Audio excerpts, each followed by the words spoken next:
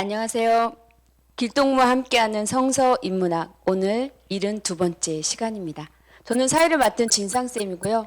함께 이야기 나눠주실 길동무 목사님 나와 계십니다. 네, 목사님 안녕하세요. 네, 안녕하세요. 네, 목사님 지난 시간에 저희가 예언자, 예언자 하면 하나님의 계시를 받은 특별한 하나님의 종, 하나님의 사람으로 생각했었는데요. 그게 아니라 역사 해석, 지나간 역사를 단순히 해석할 뿐만 아니라 과거, 현재, 미래, 나아갈 길을 제시하는 그 창조적 역사 해석가였다는 거. 네, 거기에 아주 충격을 받았었거든요.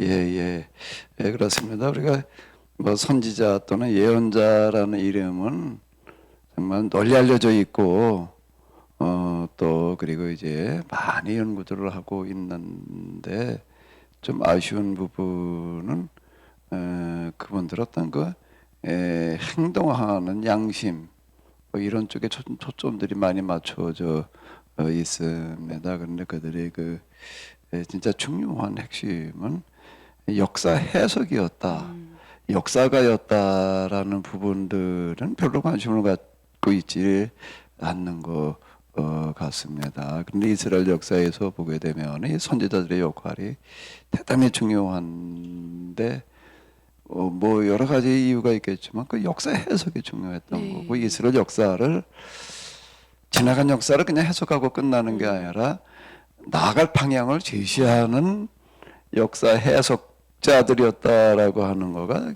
중요한 특징이 되겠습니다. 네.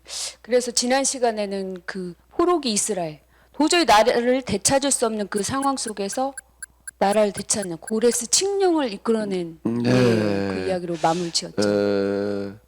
고레스 칙령을 예고했다. 앞으로 이런 일이 있을 것이다라고 그냥 뭐 예언식으로 얘기하는 사람들이 아니었다는 아니에요. 거죠. 네. 그리고 이 사람들은 영감에 의해서 앞으로 일어날 일들을 얘기했다. 근데 이렇게 또 우리가 자칫 오해할 수가 있는데, 그런 뭐 세상에 이제 이 뭐 점성술사하고 별반 다를 바가 없어집니다. 이 사람들은 단순하게 고레스 칙령이 앞으로 있을 거다, 고레스 칙령으로 말미암아 이제 귀환할 거다, 이렇게 예고하는 사람들이 아니라 우리가 지난번에 이렇게 에레미야에서 봤듯이 내가 지금 나라가 망해도 포로로 끌려가는 것은 단순하게 유배가는 게 아니다. 이제 가서 너희가 해야 될 일은 바벨론을 멸망시키고 다시 돌아오는 길을 이제 만들러 가는 거다. 이제 이렇게 예레미야가 얘기를 했다라고 하는 거 우리가 이렇게 봤잖아요. 고레스 칙령을 예고하는 사람들이 아니라 고레스 칙령을 잊게 하는 사람들. 네. 이게 진짜 역사가일 것 같아요.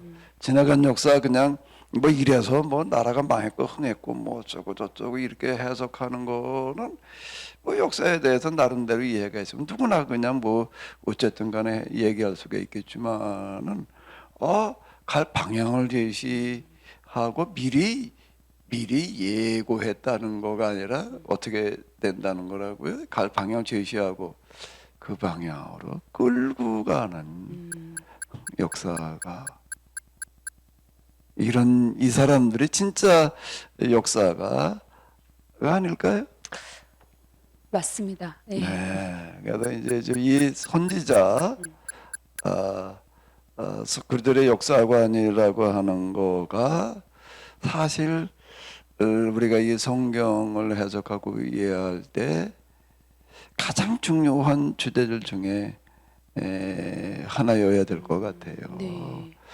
사실 그런 역사가는 없는 거예요. 오늘 우리 주변에 뭐 사가라는 사람들 많잖아요. 그런데 주로 이제 지나간 역사 해석하는 거고, 그리고 또 뭐 앞으로 뭐 조금 뭐 좀 내다보는 정도일 뿐이지, 지나간 역사를 해석하는 거는 그건 뭐 얘기할 필요도 없는 거고, 갈 방향을 이런 일이 일어날 것이다 이렇게 얘기하는 걸로 끝나는 게 아니라 이렇게 가야 된다, 네. 이렇게 가야 된다라고 얘기를 하고 또 그 방향으로 가도록 이끌어가는 역사가, 그래서 이런 역사가 좀 들어보셨나요? 처음인데요, 목사님. 이게 그 이름이 선지자 또는 예. 예언자라고 하는 거예요. 우리가 예언자 또는 선지자를 좀 들춰볼 때에는 이런 식으로 들춰봐야 될 것 같아요. 그래서 성경에서 이 사람들이 그 활동한 걸 보면 이 부분이 제일 두드러지는 거예요. 네. 이 부분이 제일 두드러지고 있고, 제일 두드러진다는 이게 제일 중요하다는 이야기가 되는 거고요. 오늘 우리에게도 어떤 역사가 좀 있어야 될까요? 예언자 같은 역사. 그렇죠. 그런 사람이 있어야 되는 거죠. 이런 사람에게 뭐라고 칭호를 좀 붙여줘야 될까? 역사가는 역사가인데 그냥 역사가 그렇게는 좀 모자라는 느낌이고 적절한 이름이 잘 생각이 안 나는데요. 이런 이름은 좀 어떨까요? 네. 살아있는 역사가. 또 살아있는 역사 해석. 역사가 살아있지 않습니까? 이게 무슨 근데 뜻이죠? 네. 살아있는 역사가 살아있는 역사 해석. 글쎄요, 뭐 적절한 용어가 생각이 안 나서 이제 이런 용어를 하나 좀 이제 이렇게 사용해 봤거든요. 금방 말씀드린 대로 지나간 역사 해석의 기초에서 역사를 해석해 나가는 것도, 지나간 역사 해석하는 것도 그 사관이 독특하고요. 갈 방향을 제시할 뿐만 아니라 그 방향으로 끌고 가는 역사가, 그게야말로 아까 진성쌤이 쓴 용어대로 창조적인, 네. 창조라는 게 만들어내는 거니까 창조적인 역사가, 창조적인 역사 해석, 뭐 이제 그걸 지금 살아있는 라는 이제 그런 용어를 한번 써봤는데요. 그리고 이 사람들이 이런 해석은 또 어떤 성격을 지니는 걸까요? 글쎄요, 살아있는 해석? 그게 네. 어떻게 해서 가능했을까요? 모르겠습니다. 지나간 역사 네. 이렇게 저렇게 해석하는 건 뭐 우리 잘 알려진 그런 사관이 있잖아요. 그거는 뭐 어쨌든 누구나 해볼 수 있는 어떤 이런 건데, 나아갈 방향을 제시할 뿐만 아니라 끌고 간다. 그게 어떻게 가능했는가라고 하게 되면은 전적으로 뭐를 존재하기 때문인가라고 하게 되면은 이 모든 역사를 주관하시는 분이 누구시라는 거예요? 하나님이시다라고 하는 거예요. 그래서 이들의 그 역사 해석을 보게 되면은 하나님이 계시다, 안 계시다, 이것도 사실 좀 논란의 여지가 많습니다. 하나님이 있냐 없냐, 존재하냐 아니냐, 그 논란의 여지가 많아요. 인정하는 사람도 있고 인정하지 않는 사람도 있고. 그럼 왜 이게 논란의 여지가 돼가지고 있다 없다 얘기를 할까요? 하나님이 계시다는 증거를 내기가 어려운 거예요. 보여준다는 게. 그렇죠. 하나님 계시다 믿는 사람한테, 야 하나님 계시다는 증거가 뭐냐, 그거 좀 한번 보여줘봐. 이거 쉽지 않습니다. 뭘로 하나님, 진상쌤은 하나님 믿지요? 네. 안 믿는 사람한테 뭐라고 가서 하나님을 얘기를 해요? 우기는 수밖에 없겠는데요. 쉽지 않습니다. 네. 이건 누구라고 하더라도요. 그런데 예언자들에게 있어서는, 또 우리가 예언자를 이해해 보면은 간단하고 단순해요. 그게 뭘로 그들은 하나님이 계시다, 계시는 것도 그냥 존재한다라고 하더라도, 또 그 다음에 문제가 되는 건 존재한다는 거 인정하더라도요, 어떻게 존재하느냐라는 게 또 이제 또 논란의 대상이 되어집니다. 있긴 있지만 이 세상에는 관심을 가지지 않아. 뭐 이렇게 생각하는 그 유실론자들도 생각보다 많습니다. 즉 헬라 문화의 신들은 다 이제 그런 신으로 이야기를 하는 거거든요. 신이 있긴 있지만 이 세상에는 관심 가지지 않아. 초월에 있는 분이야. 이제 초월신으로 이야기하는 경우들이 이제 많습니다. 그런데 예언자들은 그렇게 말하지를 않고 하나님이 있으실 뿐만 아니라 계실 뿐만 아니라 살아계시면서 지금 우리의 세상 모든 일에 관여하시되 역사를 이끌어 가신다. 네. 이렇게 얘기를 하는 거예요. 그 역사를 이끌어 가시는 증거가 뭐냐라고 할 때 역사 해석인 거예요. 그래서 갈 방향을 제시할 뿐만 아니라 갈 방향을 예고하는 거예요. 그리고 또 지난 과거 그들의 역사와 현재 역사를 진단하는 거예요. 이 부분이 이러이러하게 잘못되어 있다. 이러이러해서는 안 된다. 지금 이대로 가다가는 이런 결과가 올 수밖에 없다. 라고 네. 말하는 사람들. 근데 여기서 지금 우리가 이러이러하게 돌이키지 않으면은 멸망할 수밖에 없다.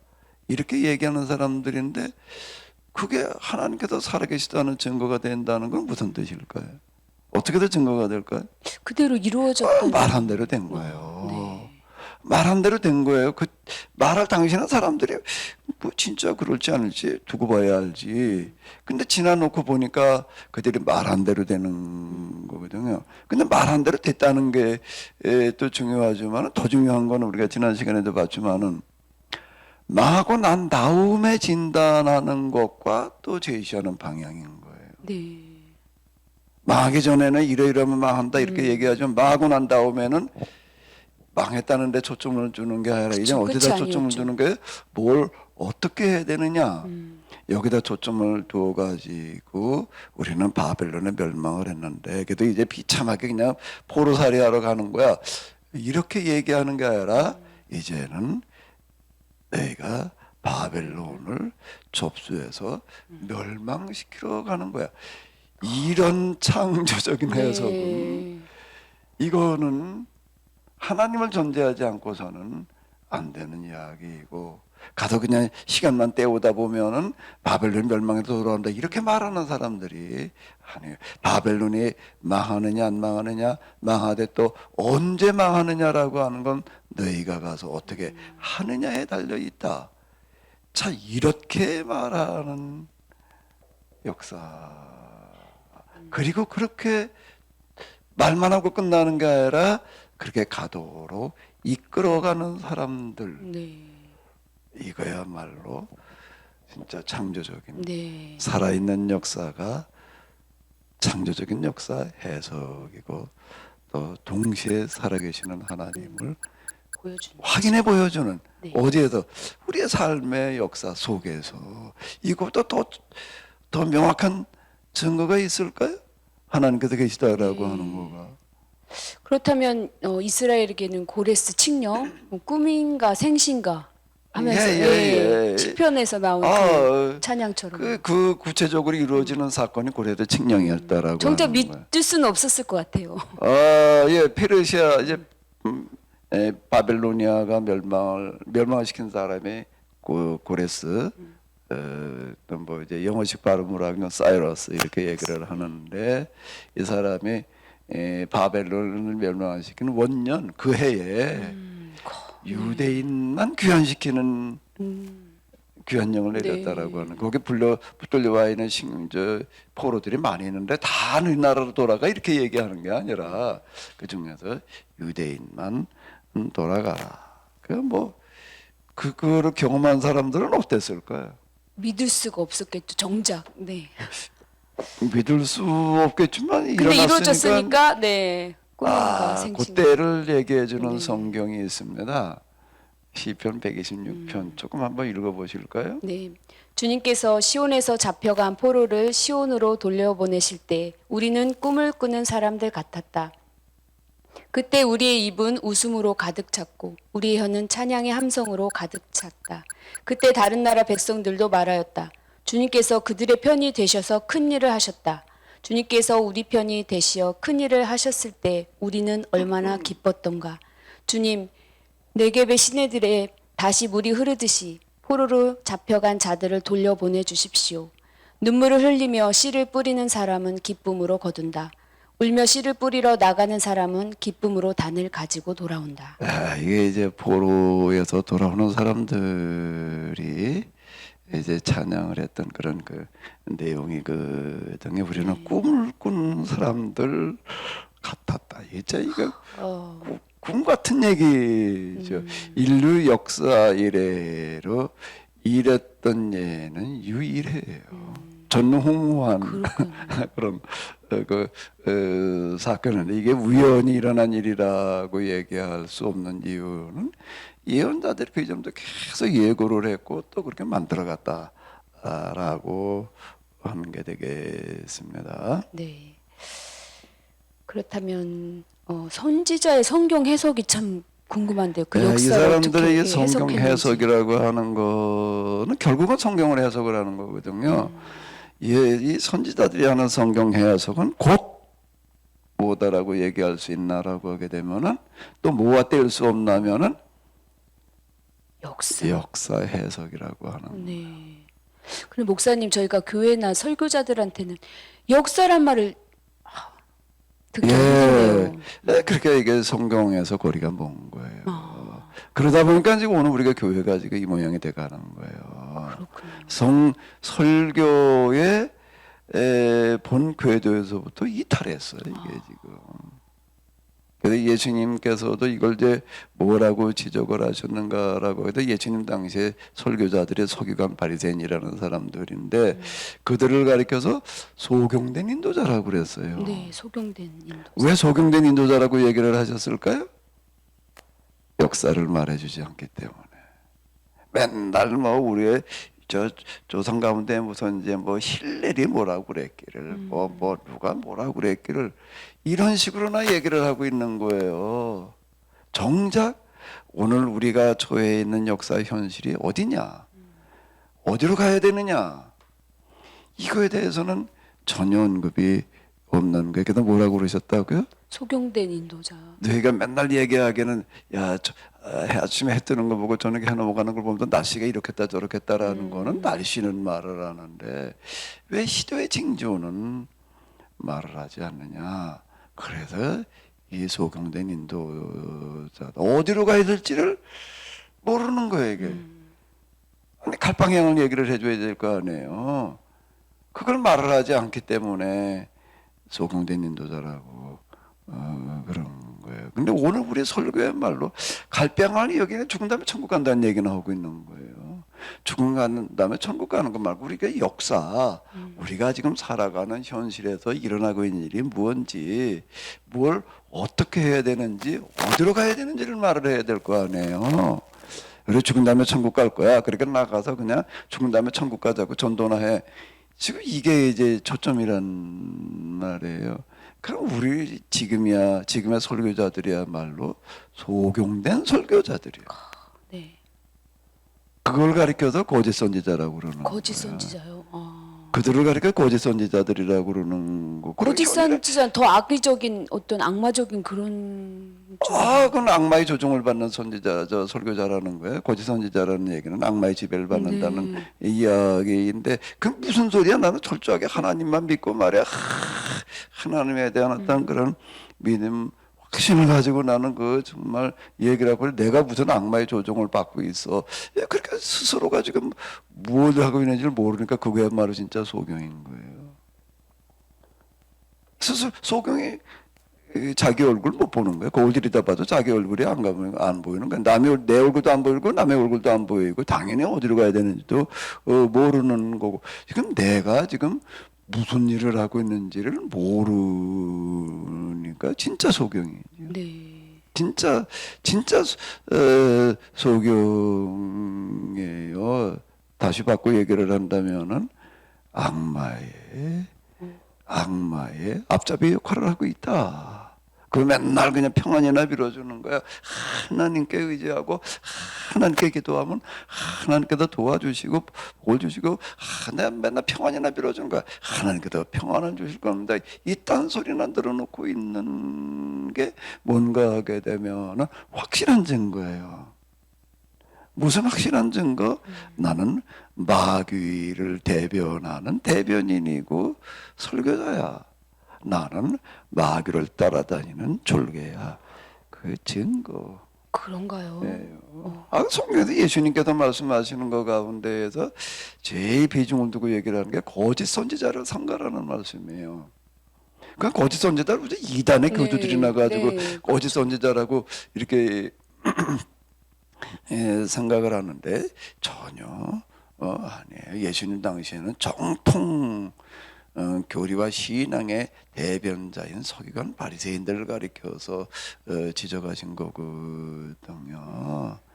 그러니까 나는 정통 신앙의 정통 교리에 나는 충실한다라고 해가지고서 하나님의 종이다. 그게 이제 마귀의 속임수인 거예요. 스스로 속고 있는 걸 모르는 거예요.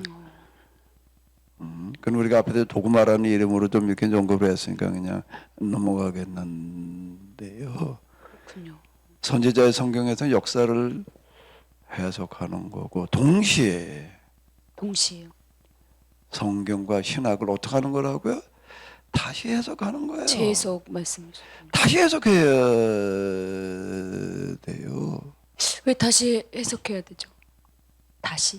진상쌤도 간정주부다 보니까 밥해 먹여야 되잖아요, 식구들이요. 네, 그렇죠. 그죠? 네. 그 밥 맨날 하는 게 불편하고 힘들니까 아예 그냥 한 달치를 그냥 밥도 반찬도 다 해놓고 그냥 먹긴 하면 어떨까? 예? 그리고 요즘 뭐 전자레인지 있으니까 그냥 냉장고에 넣어놨다 그냥 데펴나 먹지. 네. 이런다면 어떨까요? 예수님께서 이에 대해서도 여러 번 말씀을 하셨는데 옷 기우는 얘기예요. 야, 저기 누가 흔 옷을 기울 때에 흔 옷을 기우는데 새 천을 갖다가 붙일 사람이 있겠느냐? 또 새 옷을 기울 때는 다 낡은 천하고 새 천이 있다면 어떤 걸 갖다가 기워야 되겠어요? 당연히 새 걸로 기워야 되는 네, 그렇죠. 거죠. 이런 비유로 얘기를 하시는 거예요. 그러면서 또 이제 그 포도주 담그는 얘기, 포도주를 그때는 이제 그 가죽 푸대에다 담아놨어요. 네. 그리고 거기다 넣으면 이제 발효가 되는데, 근데 이게 발효되니까 팽창을 한다고요. 그런데 흔 푸대는 이게 이제 굳어져 가지고 팽창을 못 돼. 그러니까 터져 버린다고요. 네. 그리고 이제 그렇게 새술은 새수부대에다 담아야지 이게 새 부대 가죽 부대는 이게 팽창을 하면 네. 이게 신축성이 있기 때문에 신축성이. 터지지를 않고 또 거기에 이제 그 효모가 들어 있어 가지고 또 발효에 도움이 되는 거예요. 그 새술은 새 부대에 담아놔야 네. 되는 거예요. 자주 쓰는 말이죠. 그럼 뭐 네. 새 부대는 뭘 말하는 걸까요? 글쎄요. 거기까지 생각 못했는데. 예수님께서 뭐 술 담그는 얘기, 포도주 뭐 새 뭐 마음, 저희는 항상 새 마음, 새롭게 시작할 때 그런 걸로. 새로운 시대, 새로운 시대요. 상황. 헬라 철학자 가운데 이렇게 말한 사람이 있어요. 같은 물에 두 번 발을 담글 수 없다. 그게 뭐야? 네, 시냇 그게 물에 뭐죠? 보게 되면 거기다 늘 의자를 앉아놓고 저 자리에 앉아놓고 거기 가서 세수하고 뭐 그러니까 옛날에는 그 발 씻고 그랬거든요. 그럼 맨날 똑같은 물에 내가 발 씻는데 그게 무슨 소리야? 같은 물에 내가 맨날 발 씻고 세수하고 빨래하고 뭐 그러는데 근데 그게 그 자리에 앉아서 그 물에 발을 담궜지만 물은 그 물이 아니고 물은 흘러갔지. 흐르니까요. 네. 그러니까 나는 같은 물에 두 번 발을 담글 수 없다. 이렇게 얘기하는 사람이 있어요. 이걸 얘기하는 거예요. 철학자들도 그렇게 얘기를 하는 거거든요. 그러니까 같은 부대에 포도주를 두 번 담을 수는 없는 것과 마찬가지로 새로운 시대에 새로운 상황에서는 새롭게 해석을 해야지 되는 거예요.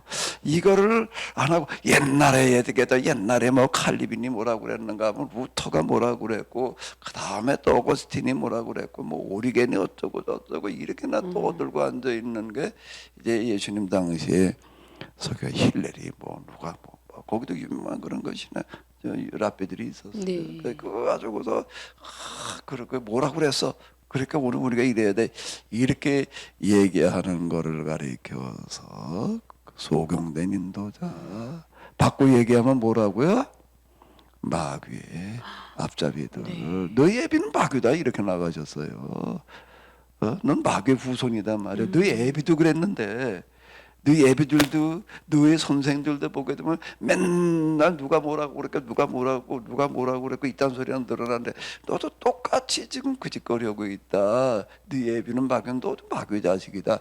자 이렇게 질타를 하셨다는 걸 우리가 잘 기억을 해야 돼요. 어거스틴은 그건 1300년대 살았으니까 뭐 지금도 1700년 전 사람이고 루터 칼빈은 500년도 넘은 전 사람들이고 오늘 우리의 말을 해야 되는 거예요. 예수님께서 나는 너희에게 말하노니 이렇게 얘기를 하시는 거예요. 예언자들 여호와께서 가라사대 이렇게 오늘에 맞는 오늘의 얘기를 해야지 되는 거지요. 그거를 세수를 세부대. 이거를 안 하게 되면은 뭐가 되는 거라고요? 마귀의 앞잡이가 되는 거예요. 무서운데요. 그렇다면 목사님 이스라엘의 그 이제 고레스 칙령 이후에 귀한 과정을 저희가 이제 실질적으로 찾아봐야 될 것 같은데. 이 사람들이 이제 귀환하는 과정. 이 예언자들 중하다 보니까 좀 얘기가 조금 이제 또 길어졌는데, 자, 이 귀환하는 과정을 보게 되면은 한꺼번에 다 온 거는 아니고, 아, 네. 1차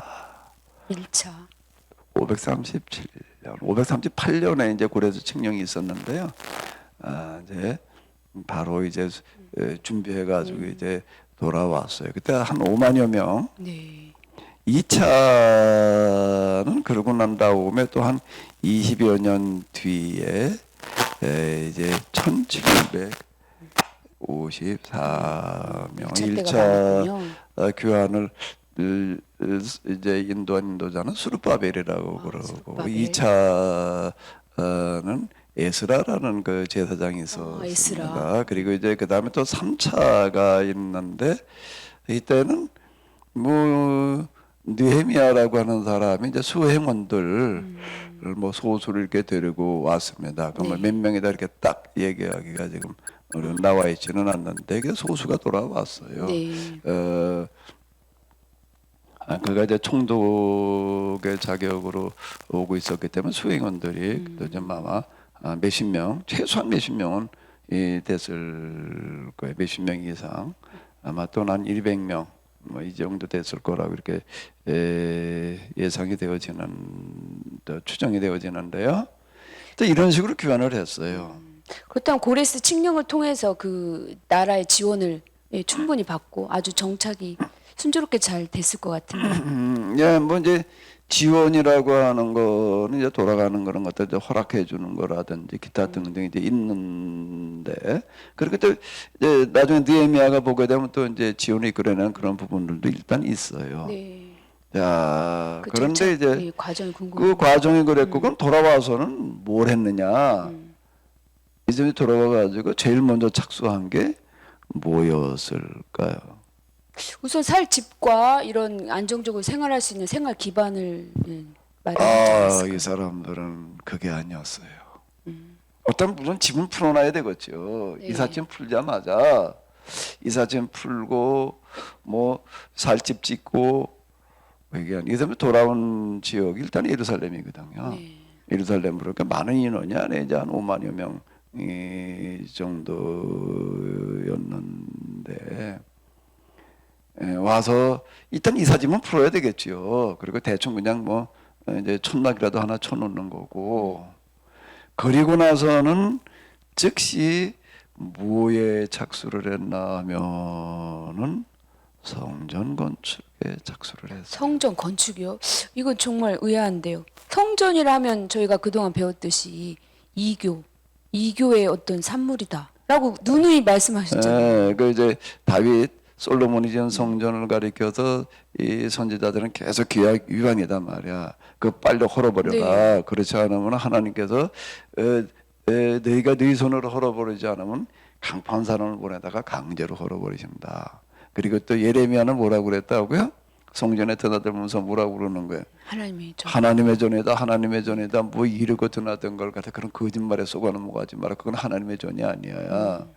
이렇게 이제 질타를 했는데, 근데 왜 성전을 또 짓느냐? 네, 이제 여기서 이름은 성전인데요. 아, 이름은요? 이름은 성전이라는 이름을 사용하고 있지만은 개념은 다윗 솔로몬이 지었던 성전과 개념이 달라요. 아, 그렇군요. 우리가 이제 성경을 읽다가 오해하는 그리고 또 해석하기 쉽지 않은 부분들에 부딪히는 게 바로 지금 이제 이런 거예요. 어떻게 다르죠? 이제 이런 예를 또 하나 우리가 본 게 지난번에 다윗이라는 그 단어를 가지고 네. 봤었잖아요. 다윗이 두 개념으로 쓰이고 있다는 걸 이해하지 않으면 성경을 읽다가 완전 딴 길로 가요. 다윗이 두 다윗 이세 아버지 이세의 일곱 번째 아들이 있고 여덟 번째 아들이 있단 말이야. 이제 그 얘기는 네. 이제 다윗이 두 개념이 있다라고 하는 것을 이해하지 않으면은 완전히 빗나가요. 그건 완전히 빗나가요. 그 이제 우리가 그 성경을 역사적으로 이해를 해야 된다. 그 말 속에는 성경들이 역사를 해석해야 된다는 그런 얘기도 있지만은 그 역사 속에서 일어나고 있는 개념의 변화라는 부분이 중요하다는 네. 말이기도 한 거예요. 그 다윗을 지금 우리가 이렇게 오해하는 거는 왜 그런가 하면 두 다윗이 있다는 걸 모르는 거예요. 두 다윗. 그래가지고 약탈한 그런 군주의 다윗이 있는가라고 하게 되면은 그들이 이제 귀환한 이후 이제 포로기 이제 이때부터 새로운 다윗이 등장하기 시작을 하는 건데 그건 이스라엘의 민족 국가를 상징하는 다윗. 네. 이렇게 하는 게 다윗에게 함께 하셨다, 도와주셨다. 이 얘기는 그 어떤 다윗을 얘기하느냐는 걸 따져봐야 되는데 이제 그게 혼재돼 가지고 사용되고 있거든요. 네. 그 사무엘서에도 그런 얘기들이 이제 거기 많이 나오고 있어요. 그러니까 이 부분을 잘 가려서 봐야 되는데 그 부분에 이제 혼란이 일어나는 거예요. 마찬가지로 지금 이게 성전이라는 단어도 또 그래요. 뭐 다윗 솔로몬의 성전 지은 거 그건 뭐 하나님의 전이지 왜 이 사람들이 돌아가지고 성전 지었잖아. 이제 이렇게 또 얘기를 해요. 네. 그러면 이제 이게 이제 그러면 다윗과 솔로몬의 지은 성전도 인정하는 꼴이 되는 거예요. 그렇겠네요. 그럼 예언자들이 한 말은 뭐야? 그거 잘못된 거단 말이고 헐어버리라고 얘기한 거는. 그렇다면 이런 여기에 나온 성전은 정확히 어떤 의미인가요? 그러면 이제 포로기 때 이스라엘 사람들 신앙생활은 어디서 했을까요? 그때 성전에서는 회당이라고 말씀하셨죠. 회당이라는 네. 데서였어요. 회당은 뭐 하는 곳이었는가 하면은 제사 드리는 데가 아니에요. 의식을 집행하는 데가 아니에요. 뭐 하는 데예요? 율법을 공부하는 공부하는 데였다는 거예요. 그럼 이들이 돌아와 가지고 성전부터 지었다는 거는 무슨 성전을 지었다는 얘기일까요? 그 회당 회당이라는 이름과 같은 회당이군요. 개념이에요. 물론 여기서 이제 제사를 아직 안 드리는 거는 아니에요. 이제 남의 나라 땅에 가서 포를 끌려가서 거기서 뭐 제사를 제단을 어디서 지냈었죠. 만들어 놓고 이제 제사라는 게 이제 아주 이제 좀 예배적으로 좀 있어요. 전혀 무조건 제사 자체는 안 드렸다 이 얘기가 아니고 그런데 주로 이제 무슨 역할을 하는 성전이었는가 하면은 말씀을 가르치는 그런 이제 성전을 짓는 거죠. 이건 이제 예수님께서 그 돌아가실 때 이렇게 보게 되면 예루살렘에 올라가셔서 예루살렘 성전에서 주로 뭘 하셨는가 하면 그 당시 유월절이라고 하는 거는 다 제사 드리는 네. 거예요. 유월절 행사 때 양을 한 20몇만 마리를 잡아가지고 이제 제사를 드려요. 일주일 내내 그냥 양 잡아서 태우는 게 일인데 예수님께서는 예루살렘에 성전에 올라가시자마자 제사 드리기 위해서 끌고 와 있는 짐승들을 그냥 내쫓으셨죠. 다 그냥 두드려 패서 내쫓아 버렸어요. 하진 않으셨잖아요.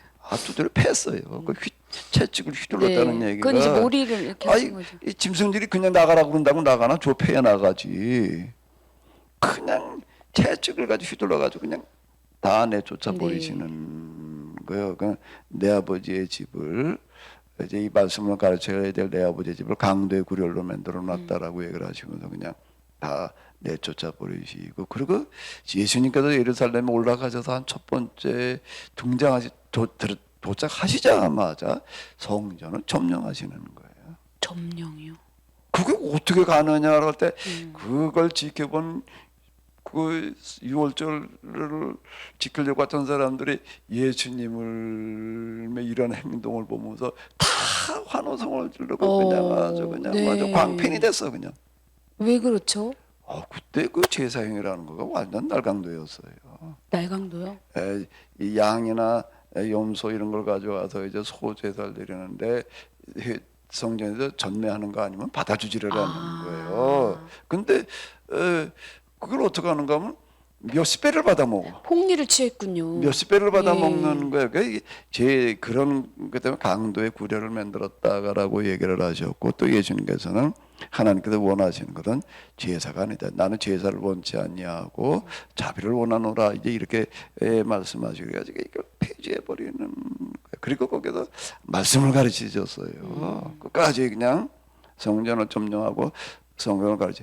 그런 성전을 지은 거지. 이 사람들은 와가지고서 또 다윗 솔로몬의 연장선상의 성전을 지은 게 네. 아니라는 이제 거를 명확해 꼭 주셨습니다. 기억해야 된다라고 하는 거. 두 성전이 있는 거예요. 네, 두 두 성전, 다윗이 두 다윗. 있고요. 그건 제사장도 마찬가지예요. 네. 꼭 이런 변천 개념의 변천이 있다라고 하는 거를 염두에 두지 않으면은 계속 혼란이 일어난다라고 하는 건데요. 알겠습니다. 그랬는데 어쨌든 이 사람들은 자기 집 짓는 게 지금 먼저가 아니야. 이 우리가 말씀을 배우는 게 말씀을 가르치는 게 이거보다 중요한 건 없어. 그건 아주 고로살이를 하면서 뼈저리게 네, 교훈을 교훈을 했잖아요. 얻었잖아요. 그렇게 했더니 우리가 이렇게 돌아올 수 있었어. 이거보다 더 중요한 게 없어. 그랬는데 문제가 생겼어요. 문제요? 뭔 문제? 중단을 했어. 중단이 됐다고요? 아니 이런데 왜 중단이 됐죠? 왜 중단을 했을까? 두 가지 이유가 있는데 두 가지. 네. 무슨 이유일까요? 이 사람들은 먼 길 그냥 그러고 뭐 짊어지고 그리고 뭐 짐승에 좀 태워가지고 이제 돌아왔는데 5만여 명이 돌아왔는데 토목공사 성전을 짓는 거가 너무 힘든 거예요. 힘에 붙이는 거예요 이게. 네. 그랬고 그것도 이유지만 또 다른 이유가 하나 있어요. 뭐요? 그 성전이라는 터를 이렇게 보게 되면 규모가 조금해요. 그렇게 큰 규모가 아니에요. 네. 이제 지성소, 성소 이래가지고 짓는 어떤 이런 거가. 근데 바벨론의 그 바벨론 신의 신전이 있었거든요. 네. 그럼 뭐 다 봤어요.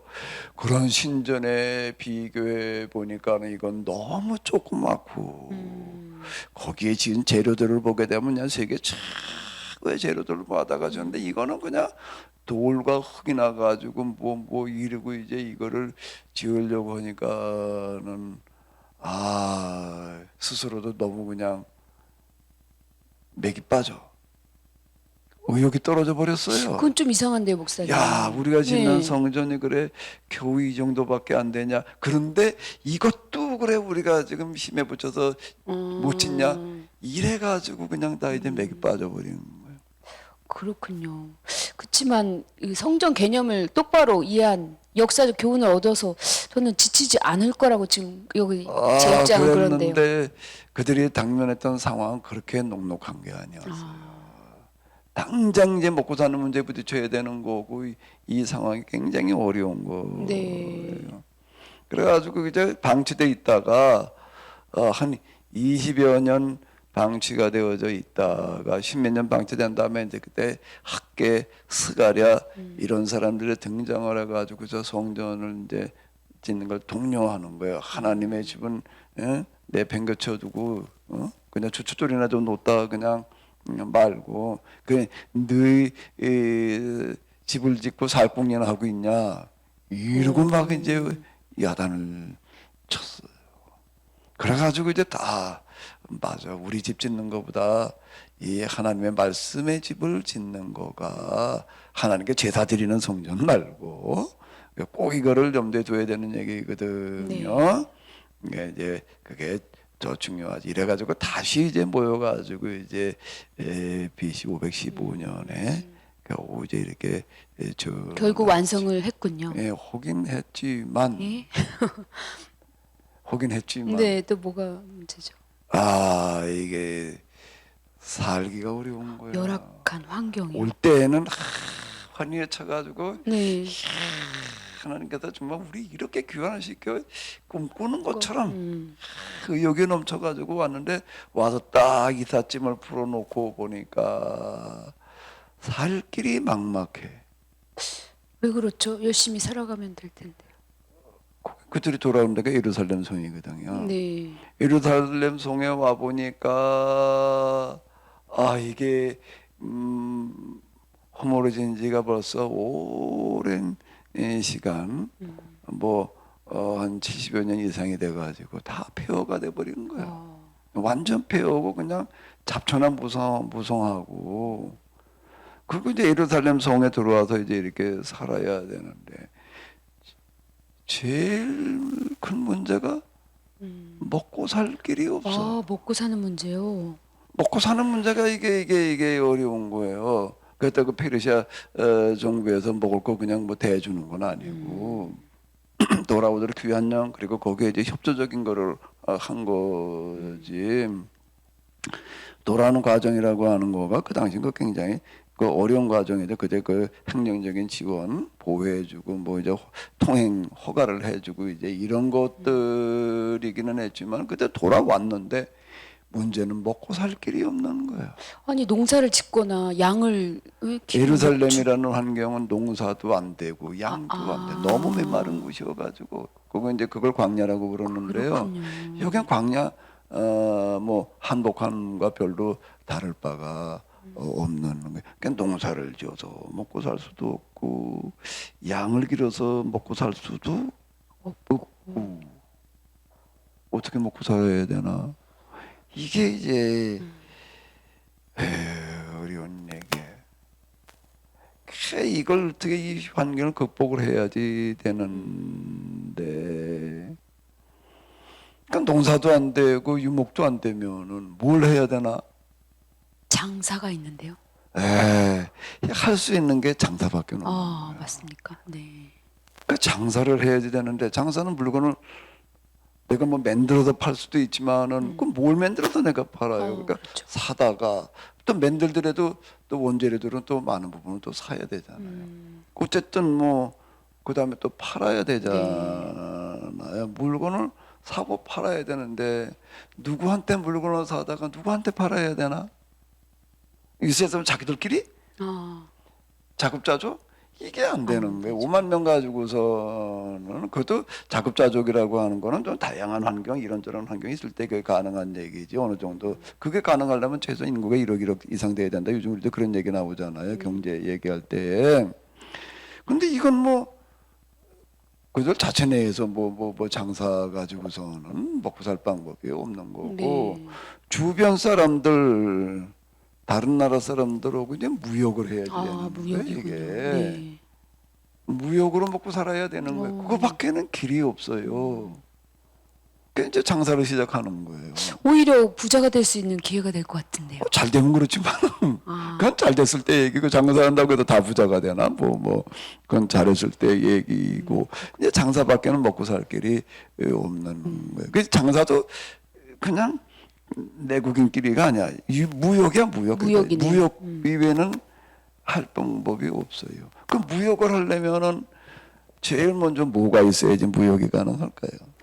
무역은 우선 자금도 물론 있어야 돼. 네. 자금은 그래도 뭐 바벨론 돌아올 때 좀 뭐 나름대로 다 챙겨가지고 왔으니까 좀 있다라고 하더라도 무역 국가와 어떤 거래가 있어야겠는데요. 거래가 되려면은 뭐가 전제가 되잖아. 무역을 할 때는 신용이 있어야 되는 거예요. 네, 신용이죠. 신용이 확보되지 않으면은 무역은 할 수가 없는 네. 거예요. 서로 믿을 수 있는 어떤 그런 담보 기타 등등이 있어야 되는데 그걸 요즘도 이제 요즘은 우리가 무역을 할 때 요즘 무역은 많이 활발해져 있잖아요. 네. 뭘 가지고 무역을 하나요?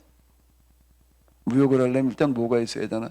신용장이라는 게 있어야 되는 거예요. 신용장이. 이 금융기관에서 이 사람은 믿을 만하다라고 하는 확인을 해주는 거예요. 그래야지 서로 물건을 팔고 사고 할 거 아니에요. 그 뭐 그냥 사계약만 가지고서는 그때는 무슨 국제법이 있을 때도 아니고 법원이 요즘처럼 활성화되어 있을 때는 이걸 뭐 어떻게 네, 해결할 알겠습니다. 볼 방법이 네. 없는 거예요. 무역법이 없으니까요. 국제법 기타 등의 법이라는 거게 지금처럼 이렇게 법치가 정착되어 있던 때가 아니거든요. 그러니까 이게 이제 어려운 거예요. 네. 그건 신용이 있어야지 서로 물건을 물론 현금으로 주고 판다라고 하더라도 또 예를 들어서 내가 이제 이 사람 물건을 사요. 그러면 지금 내가 돈을 주고 사지요. 네. 근데 오늘만 사고 끝날 게 아닌 거예요. 이게 계속 사야 된단 말이에요. 그래 이제 뭐 앞으로 내가 얼마 동안 우리 거래하자. 그러면 앞으로 내가 거래할 돈을 다 먼저 줄 수도 있겠죠. 근데 그 사람 믿고 줬다가 물건 안 주면 어떡해? 예? 이런 문제가 나오는 거예요. 네. 그 사람 또 이제 내가 계속 물건 사겠다. 그래, 그럼 그 사람은 물건 또 계속 팔 수 있게 준비를 해놔야 될 거 아니에요. 그 사람도. 그렇죠. 그럼 준비를 해놨는데 안 사가면 또 이게 또 이제 이게 뭐 아무것도 아닌 거고 망하는 거예요. 이제 이게 돈 먼저 줬다가 물건 안 주면 망하는 거고 물건을 내가 준비해놨는데 안 사가면 또 망하는 거고. 그러니까 이제 이게 문제가 되는 거예요. 무역에서는요. 그렇군요. 이게 이제 이걸 해결을 해야 되는 거예요. 그 이걸 어떻게 해결했죠? 그게 요즘 문제를? 이제 요즘 똑같이 신용장에 그걸 해결해 주는 네. 거예요. 그건 안 사면 이제 그 금융기관에서 그 책임을 져주는 신용인데 그거 이게 안 되면 내가 책임진다. 요즘 보증보험인 거예요, 네. 일종의. 그런 게 있어야지 이게 뭐 거래가 되는 거거든요. 그 요즘도 똑같은 얘기예요. 그 옛날엔 뭐 금융기관이 없어. 그 뭐 신용장도 발부받을 수가 없고 보증보험이라는 제도도 없고 뭘 해야 되나. 그래서 그땐 뭐로 갈 수밖에 없는 담보예요. 담보요. 담보로 가는 거예요. 네, 담보 있으면 되겠네요. 담보인데 근데 집을 담보로 한다 말이야. 근데 집을 담보로 한다, 땅을 담보로 한다. 지금 저 부동산을 가지고 담보를 하잖아요. 그 요즘은 그게 가능해요. 네. 그럼 뭐 여차하면 가도 그냥 경매로 넘어갈 수도 있고 뭐 압류도 할 수가 있지만 옛날에는 뭐 그런 법치가 없는 거예요. 아, 그럼 담보를 뭐 어떻게 해야 되나? 그 담보도 이건 부동산 담보는 그때는 또 어려운 거예요. 그럼 무슨 담보죠? 근데 확실한 담보가 하나 있어요. 그게 뭔가 하면 자식을 담보로 걸어놓는 거. 자식을요? 인질로요? 그러면 인지를 주고받는 거예요. 근데 그걸 인질을- 인질이란 이름으로 서로 장사를 하면서 주고받을 수는 없고 그렇죠. 어떻게 하는가 하면 자식인데. 딸, 아들, 딸을 주고받으면서 결혼을 시키는 아, 거예요. 결혼이요. 사돈 관계를 맺어놓는 그건 인질이 거예요. 아니죠. 근데 사돈 관계라는 게 뭐 잘 되면 좋지만은요 사돈은 사실 뭐 아무것도 아니야 이렇게 돌아서면 끝일 수 있는데 그러면 아들 딸을 주고받았다는 거는 뭘 말하는 걸까? 여차하면 난 네 자식 생명 끊어놓을 거야. 아, 그런 이렇게 거예요? 되는 거예요. 아. 그래서 이때는 신용장을 주고받는 게 뭘 주고받는 거라고요? 담보물을 주고받는 게 자식이. 자식을 주고받는 거예요. 외교 관계도 그렇게 맺었어요. 고대에는요. 아. 국가 간의 거래도 이 담보가 기본인 거예요. 그래서 서로 딸 자식을 주고받는 게 그 얘기예요. 아, 뭐 그렇구나. 좋아가지고 그러는 게 아니라 현실적인 필요 때문에 그게 등장을 네. 하는 거지. 뭐 서로 야 뭐 나는 외국인이 내 취향이야 그거하고는 네, 거리가 먼 알겠습니다. 얘기예요. 네, 그러니까 그 당시 이해됐습니다. 상황에 이래가지고도 서로 이제 거래를 하는 거예요. 네. 장사를 시작해가지고서 이제 이제 그냥 겨우 먹고 사는 거야. 돈 버는 것도 아니고 겨우 지금 이루고 살아 가는 거예요. 그런데 또 이제 이게 그래도 지금 어려운 게 뭐가 없나 하면 그때는 법이 지금처럼 이렇게 정착되어 있던 때가 아니거든요. 약탈 때문에 살 수가 없는 거예요. 약탈. 조금 살만하면 와가지고서 털어가 버리니 이건 뭐 어떻게 해볼 수가 없어요. 10명이 경찰 10명이 도둑 하나 지키는 거 굉장히 어려운 거예요. 그렇죠. 빈틈을 노리고 뭐 오늘 뭐 이걸 어떻게 막어 이것 때문에 살 수가 없는 거예요. 이게 그 약탈을 막으려면 어떻게 해야 되나? 군대를 약간 이 방비. 군대를 글쎄 지키고. 먹고 살기도 바쁜데 그거 뭐 지키긴 하고 있어야 네. 되나? 방책이라는 게 있어야 되는데 울타리를 쳐야 되는데. 아, 울타리요. 그러니까 너무 도둑놈이 넘어오질 못하게 해야 되는데 그런 문만 지켜야지. 그걸 다 지키려 들면 그건 뭐 5만 명이 다 달붙어가지고 이제 뭐 지키기나 해도 모자를 파니지.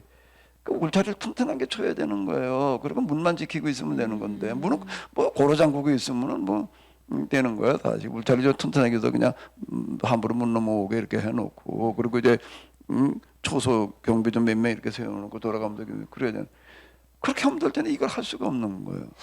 성전 건축도 겨우 했다고 아까 말씀하셨는데요. 성벽을 쌓는 거는 이거는 보통 일이 아닌 거예요. 네. 그러니까 성벽이 없어. 성벽이 없으니까 그냥 뭐 다 그냥 뭐 제 집 전화들이 드나들어 버리니까는 이게 살 수가 없는 거예요. 이게 네. 도대체가 이게 지금 큰 축하하고 장사해가지고 몇 판 벌어다 놓으면은 이거 뭐 자고 일어나 보니까 다 돌아가 버리니 말이야. 이건 뭐 어떻게 살아 이거를.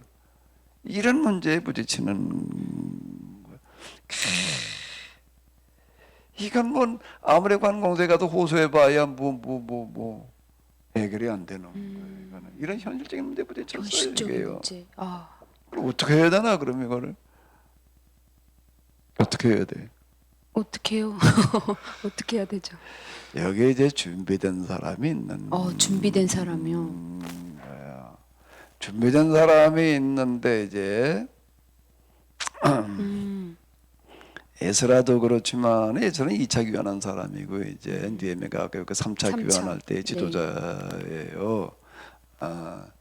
수르바벨이라는 사람도 1차 이제 귀환할 때 지도자 제사장의 역할을 했던 그런 사람인데 느헤미야라는 사람이 이제 이 소식을 들었어요. 이제 여기 이렇게 보게 되면 귀환한 후 한 90년쯤 지났을 때 얘기거든요. 1차 귀환이 537년이고 445년이니까 대략 이제 한 90여 년쯤 됐을 때에 이제 느헤미야라는 사람은 귀환했던 사람이 아니에요. 바벨론에 그냥 그대로 남아있던 이런 사람인데 메소포타미아에 남아있던 사람이에요. 근데 이제 어떤 사람들이 이제 본국에를 갔다가 온 사람이 있었어요. 그 가까운 이제 그 형제처럼 가까운 사람이 있었는데 이 사람이 와가지고서 자 지금 귀환한 우리 조국을 갔다 와 봤더니 사람들이 겨우 무역을 해가지고 먹고 사는데 성벽이 없어가지고 이게 뭐 도대체가 이게 지금 뭐 사는 게 말이 아니다. 참 너무 비참하고 너무 불쌍하고 뭐. 느헤미야가 그 소식을 들었어. 그 소식을 듣고서는 너무 가슴이 아파가지고 어떻게 하는가라고 하게 되면은 밥이 먹구녕으로 넘어가지를 않아. 그 정도로요. 네.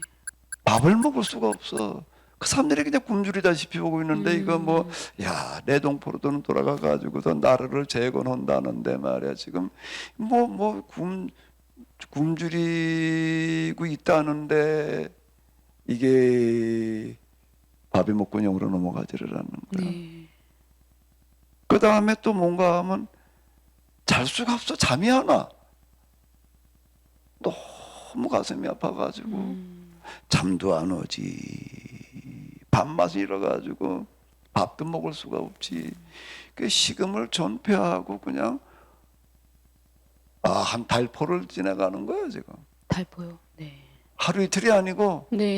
그러고 지내다 보니까 이제 그냥 이게 그냥 피골이 이제 상조보다시피 돼버려. 그 정도로요.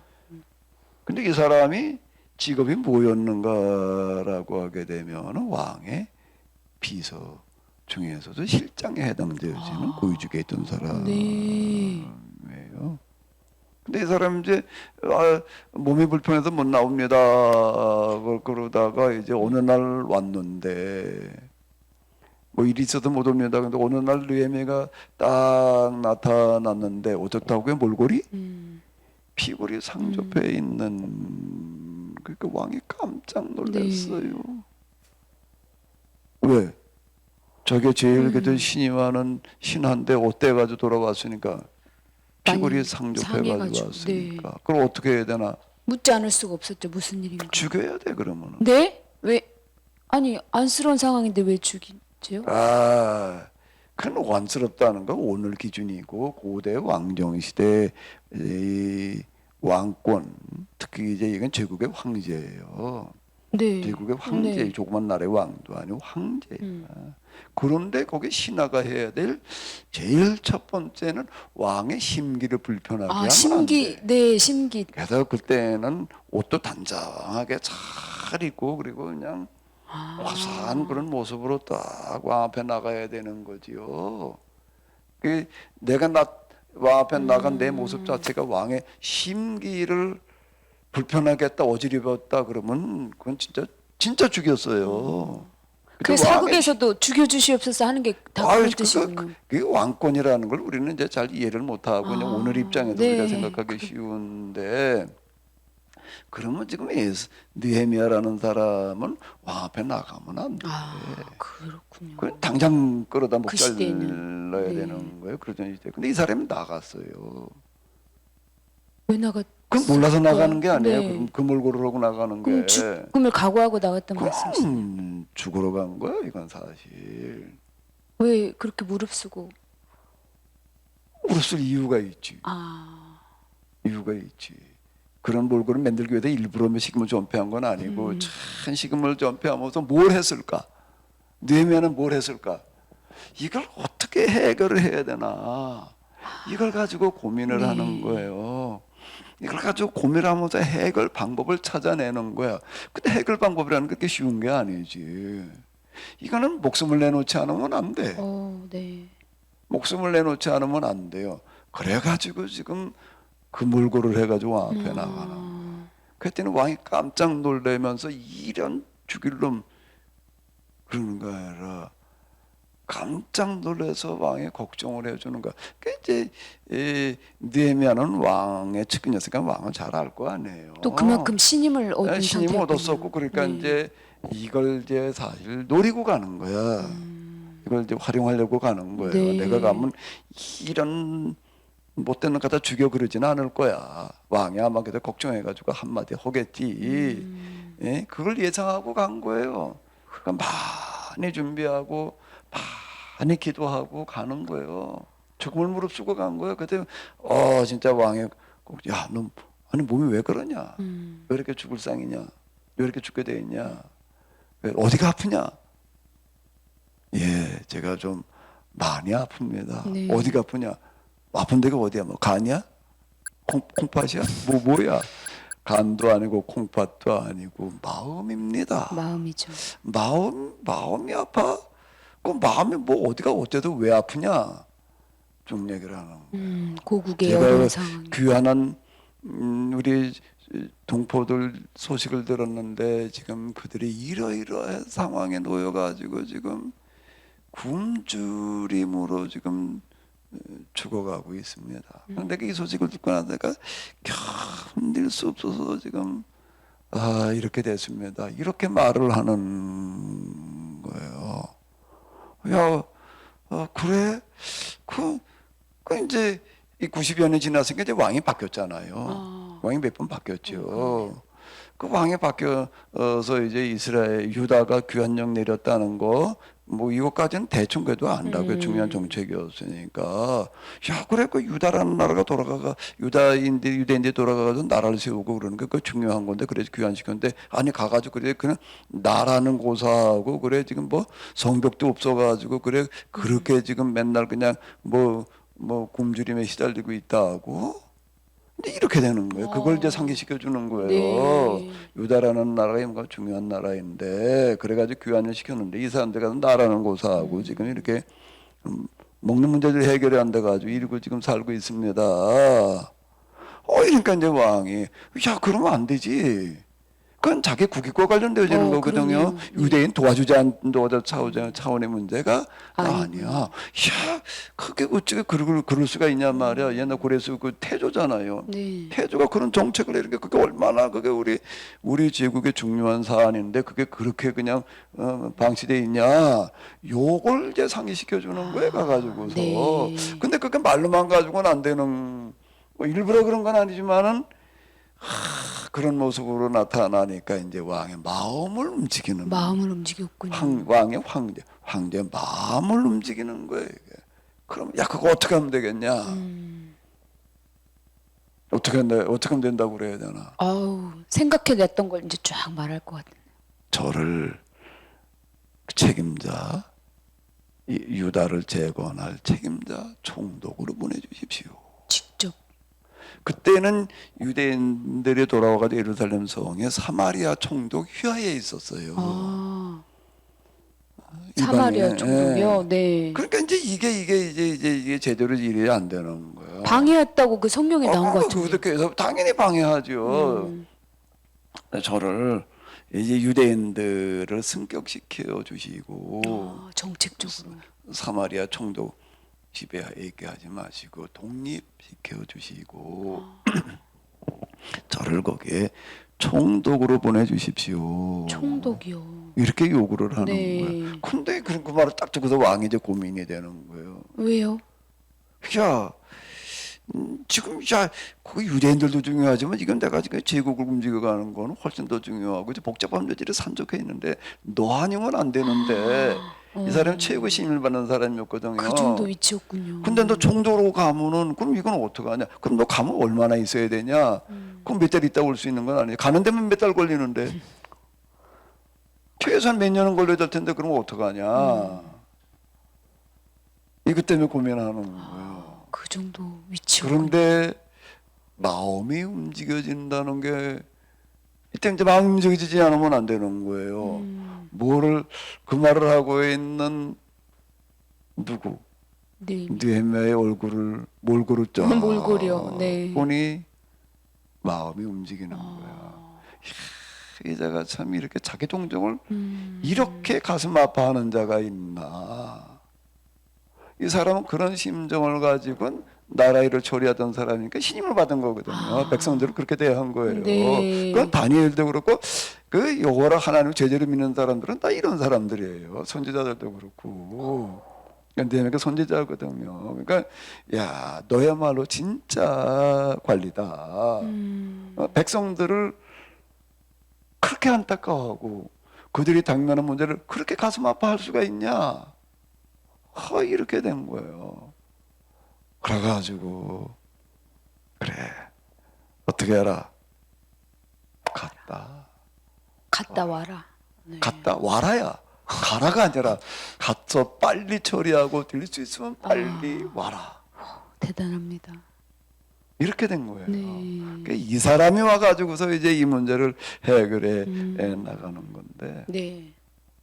그렇군요. 그 목사님 그다음 이야기가 너무 또 궁금하지만 네. 느헤미야라는 사람 와가지고 뭘 어떻게 했을까? 네, 아주 성공을 이뤘을 것 같은데. 이제 해결하기는 해결했어요. 어떻게? 근데 그 과정이 좀 이제 좀 복잡하고 좀 길어요. 길군요. 얘기가 좀 길어요. 단순하지 않군요. 예. 네. 그럼 오늘 여기까지 할 수밖에 없겠는데요. 좀 시간이 좀 많이 갔기 때문에 이쯤하고 또 느헤미야가 와가지고서 뭘 한 건지를 이제 아마 천상 그 다음으로 넘어가 봐야 될 것 같아요. 알겠습니다, 목사님. 그럼 오늘 여기까지 이야기 감사합니다. 네.